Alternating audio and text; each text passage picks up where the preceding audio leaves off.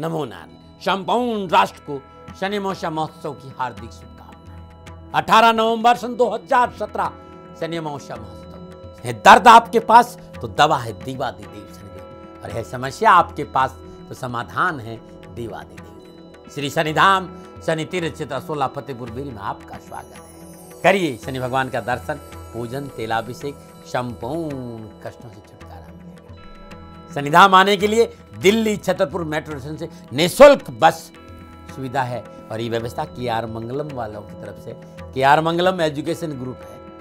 आइए श्री शनिधाम शनि तीर्थ क्षेत्र 16 फतेहपुर बेरी में और करिए शनि भगवान के दर्शन, कि आपका कल्याण हो। नमो नारायण। ध्यान मूलम गुरुमूर्ति, ध्यान मूलम गुरुमूर्ति, पूजा मूलम गुरुपादुका, मंत्र मूलम गुरुवाक्यम तु मोक्ष मूलम तु गिरिकृपा, बंदो गुरुपद कंज कृपा सिंधु नररूप हरि, महमोतम पुंज जासु वचन रवि करणी कर। नमो नारायण, नमो नारायण, नमो नारायण। कैसे हैं आप सभी लोग? आपके सामने हूं, थोड़ी देर आपके साथ रहूंगा, अपनों से अपनी बात करूंगा, और कोशिश है कि राष्ट्र के हर नगर, हर शहर में जाकर भीतर के उस तृप्ति के साथ आपको जोड़ सकूं, भीतर की सुकून और भीतर के उस सहजता के साथ जोड़ सकूं। भारतीय सनातन संस्कृति बड़ी अद्भुत है साथियों।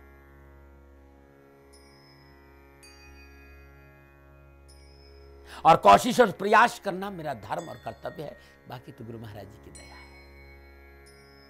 लेकिन आनंद तब आता है जब हम दोनों एक लेवल पर हैं। देने वाला देने के लिए तैयार हो और लेने वाला लेने के लिए तैयार हो।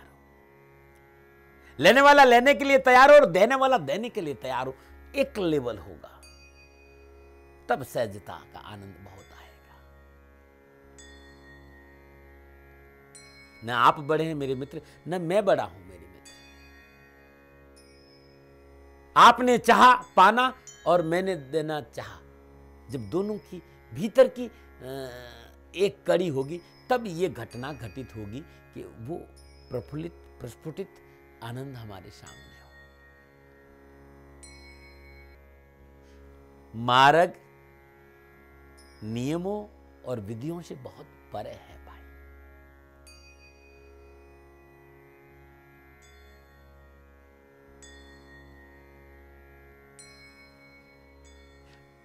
यह भाव भी बड़े महत्वपूर्ण होते हैं। किसी संत को सुन रहा था, कहानी तो बहुत लंबी है, लेकिन वो बड़े भाव से किसी संत के पास में एक व्यक्ति साधु बन गए। अब वो सनातन धर्म को मानने वाले, और हम सनातन धर्म के लोग जितने भी विरक्त साधु हैं, हम लोग एकादशी का व्रत रखते हैं, और एकादशी के व्रत में हम भोजन का सेवन नहीं करते। अब वो सन्यासी तो बन गया, लेकिन वो भूखा नहीं रह सकता था। 25, 26, 27 दिन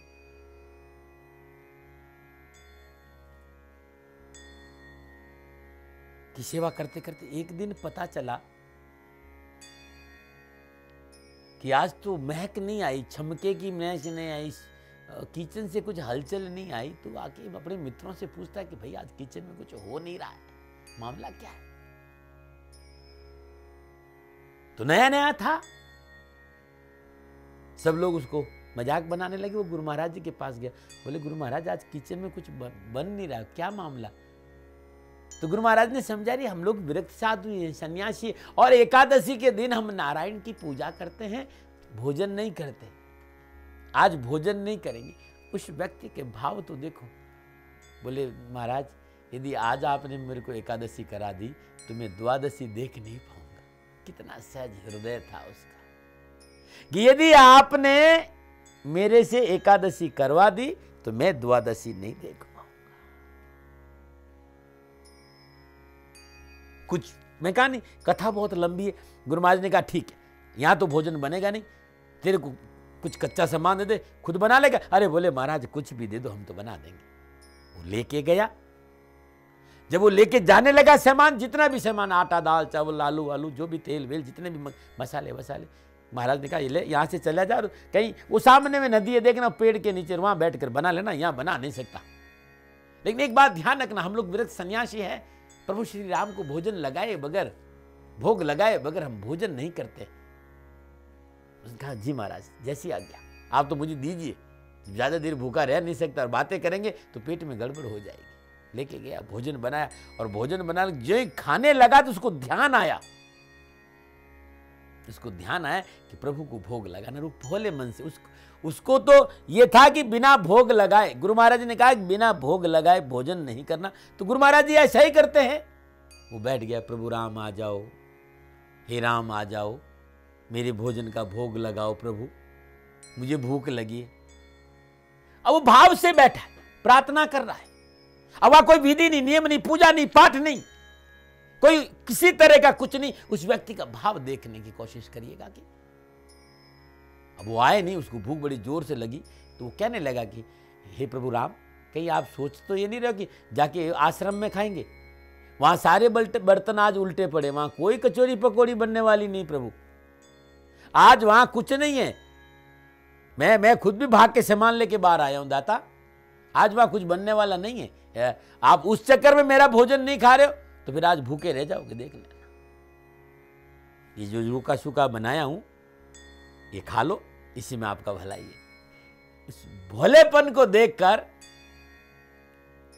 प्रभु श्री राम वहां प्रकट हो गए। प्रभु श्री राम को देखा वो व्यक्ति गदगद एकदम मस्त हो गया। उनके पैरों को छुए, उनको प्रणाम करे, उन्हें स्पर्श करे और कहा प्रभु लेट आए लेकिन आप आ गए, ये बड़ा अच्छा किया। उनको बोले मुझे आपको देखकर बड़ा आनंद आ रहा है। लेकिन जो ही उनका ध्यान दूसरी तरफ गया तो देखा साथ में सीता मैया भी थे, चेहरा उतर गया। बोले प्रभु मैं तो आपको बोला, मैं तो एक आदमी का ही खाना लेके आया था, अब मैं दी आपको तो चलो मैं भोग लगा दूंगी, लेकिन इनको भी खिलाना पड़ा तो फिर तो एकादशी आदि तो मुझे भी करनी पड़ेगी प्रभु, ये बड़ा गड़बड़ हो गया। लेकिन चलो कोई बात नहीं, आप आए हो, बड़ा अच्छा लग रहा है, बड़ा मन में बड़ी प्रफुल्लता, बड़ी प्रसन्नता। अब देखो तो सही उसके भाव, क्यों प्रभु से कह रहे कि अब सीता मैया को खिलाऊंगा तो मैं आधा। इसीलिए कहते कि भाव का मैं भूखा हूं और भाव ही एक सार है, और भाव से जो मुझको भरता भविष्य बेड़ा। और तुलसीदास ने खुला कहा कि चतुराई चूल्हे पड़े और भट्टी पड़े अचार, तुलसी हरि के भक्त बिना सारे कर्म बेकार। चतुराई चूल्हे पड़े, भट्टी पड़े आचार, यम नियम प्रत्यार्पण धारणा ध्यान समाधि पूजा पाठ सब अपनी जगह पर है भाई, सबको प्रणाम है। लेकिन वो कह रहे हैं चतुराई चूल्हे पड़े और भट्टी पड़े आचार, तुलसी प्रभु की भक्ति बिना बाकी सब बेकार, सब बेकार। एक पल में प्रकट हो गए, छोटी सी तो बात कही कि ये सोच रहे हो कि वहां जाके कुछ खा लोगे, वहां कोई पकोड़े बने या कचौरी बनी है तो वहां सारे बर्तन भगोने उल्टे पड़े, मैं भी भाग के आया हूं कि कहीं मेरी द्वादशी नहीं देख पाऊं मैं। सामने खड़े हैं, बड़ी श्रद्धा से वो चर्चा कर रहा है।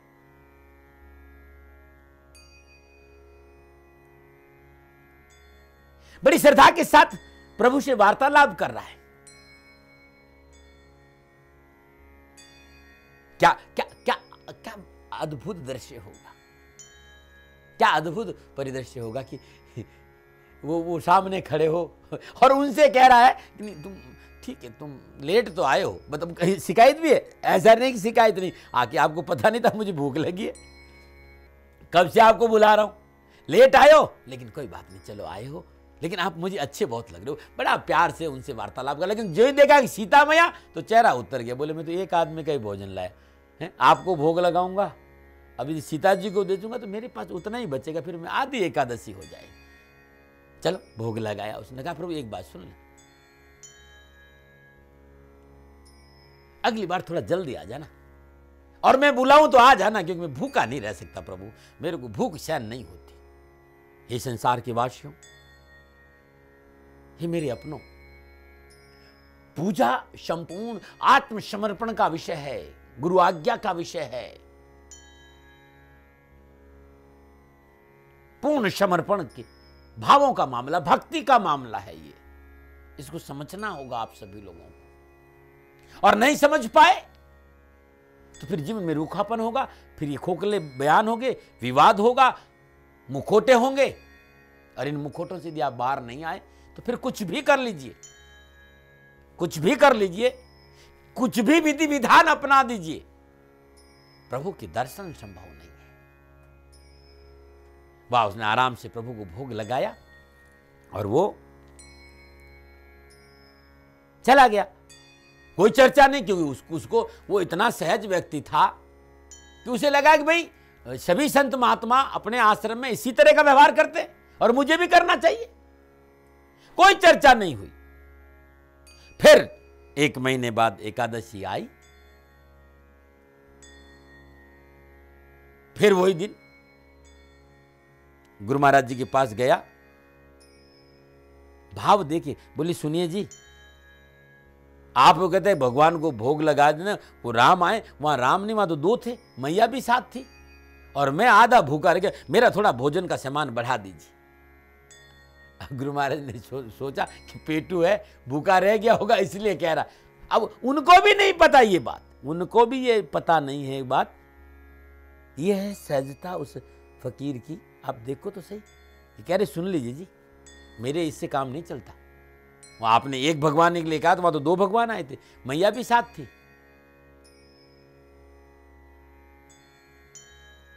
विधि विधान के बारे में समझाना चाहता हूं, इसलिए संतों की बातों पे ध्यान है कि चतुराई चूल्हे पड़े भट्टी पड़े अचार। क्या करो, अचार डालोगे ना अचारों का। यदि तुम्हारे अंदर समर्पण नहीं है, भाव नहीं है, फिर तो खाली क्रिया हुई ना, वो कार्य हुआ। और काम और चाकरी में बड़ा फर्क है। यदि काम और चाकरी में फर्क नहीं होता तो मेरा ये नहीं कहते कि प्रभु मोए चाकर राखो जी, सेवा कर दर्शन पाशा। आपकी सेवा करके आपका दर्शन करूंगी। चाकरी और नौकरी में बड़ा फर्क है, भाव और विधि विधानों में बड़ा अंतर है। मैं ये नहीं कहता कि विधि और विधान गलत है, लेकिन भक्ति के आगे, प्रेम के आगे, निश्चलता के आगे सब धरे के धरे रह जाते हैं साथियों। एकादशी बोल अपना अनान वजार लेके अपना गया, नहाया और नहा धो करके जैसा उससे बनता है, रोटी वोटी जो भी सब्जी भी चोखा वोखा बनोगे, ये मैंने सुना है और मुझे बड़ा अच्छा लगा, इसलिए आपको भी सुना रहा हूं। मैं सच कह रहा हूं, मुझे मैंने सुना। अब वो भोग लगाने लगा। प्रभु तो इंतजार कर रहे थे कि पुलायर में आ जाओ, और जय उसने कहा प्रभु राम आ जाओ, सीता राम आ जाओ मेरे भोजन का, प्रभु सामने ही खड़े थे और बड़ा प्रफुल्लित हुआ। बड़ा क्या इस बार तो बड़े जल्दी आ गए। प्रणाम किया, उनके चारों ओर घूम रहा, उनको प्रणाम कर रहा, उनके मुंह को देख रहा, उनको स्पर्श करा और बड़ा गदगद हो रहा है कि प्रभु बस आनंद आ गया, आनंद आ गया, आप आ गए। बड़ा खुश हुआ, मैया को प्रणाम किया, उनको प्रणाम किया। लेकिन जय मैया को प्रणाम करके दृष्टि थोड़ी सी गई, देखा कि साथ में लक्ष्मण जी भी है, तो चेहरा एकदम उतर गया। अब उसके भाव देखो, प्रभु राम से कह रहा है प्रभु आप आए, सीता मैया आई, मैं 2 की व्यवस्था करके आया, अब आप तो तीसरे को लेके आ गए, तो मेरे फिर आधी एकादशी हो जाएगी। प्रभु एक बात बताओगे, हमने आपकी पूजा का ठेका लिया या आपके परिवार की पूजा का ठेका लिया? वो भक्त कह रहा है और प्रभु राम मुस्कुरा रहे, सीता मैया मुस्कुरा रही है, लक्ष्मण अंदर ही अंदर कह रहा है कि बताओ कहां लेके आ गए। वो ये कह रहा है कि प्रभु मैंने आपकी पूजा का एग्रीमेंट है मेरा, आप तो पूरा कुणबा लेके आ जाओगे, ये आप अपने भाई को भी लेके आए। चलो प्रभु कोई बात नहीं, आप आए हो तो अच्छी बात है, आप आए हो तो बहुत अच्छी बात है प्रभु, क्योंकि आपको देखने में मेरे मन में बड़ी आनंद आता। चलिए मैं थोड़ा बहुत भूखा तो रह जाऊंगा, लेकिन आप प्रणाम करूंगा। आप पूजा करी, भोग लगाया और जब जाने लगे तो कहने लगा कि प्रभु एक बात करो, सुन लो जरा, आप इस बार जल्दी आई, लेकिन अगली बार कितने आओगे मुझे वो पहले से बता दीजिए, मैं अपना प्रबंध करके रखूंगा।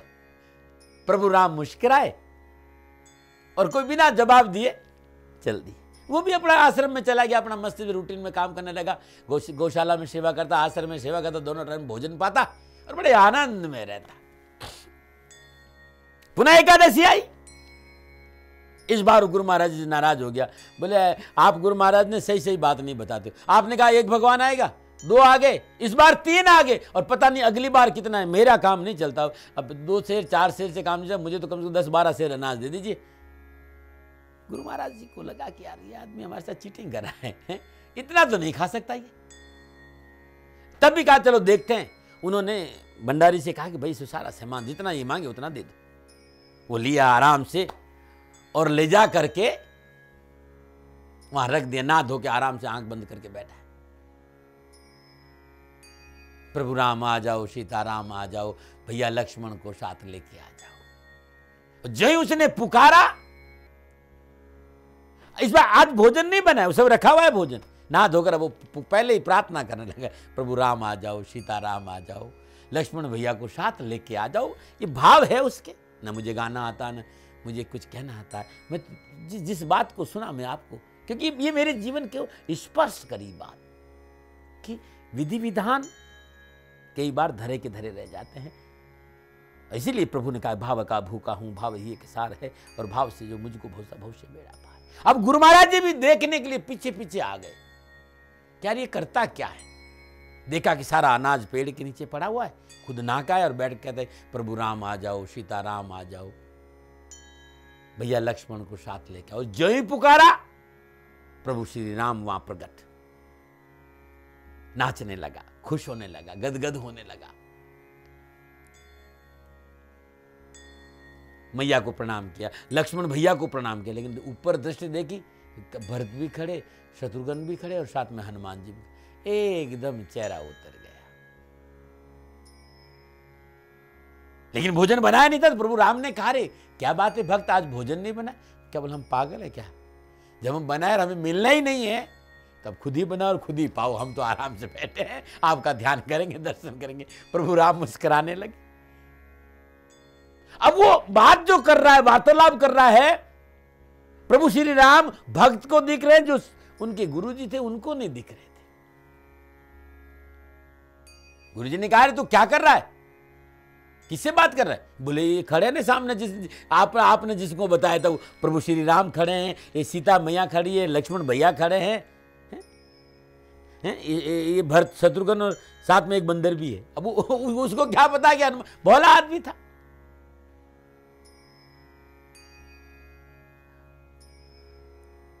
भाव देखो, कहा कि क्या भगत भोजन क्यों नहीं बनाया? बोले मुझे मिलना तो है नहीं, जब मिलना नहीं तो मेहनत का खुद ही बनाओ, खुद ही पाओ, हम अपना आराम से बैठे रहेंगे। यहां तक ठीक था, आप आए, सीता मैया आए, लक्ष्मण, भरत और शत्रुघ्न तक तो ठीक बात थी। आप एक बंदर को भी साथ, पता नहीं ये कितना खाएगा और मुझे मिलेगा कि नहीं मिलेगा। प्रभु अंदर में कितने प्रसन्नचित्त थे, पूछो मत। और कहते हैं कि सभी लोगों को अपना अपना काम सौंपा।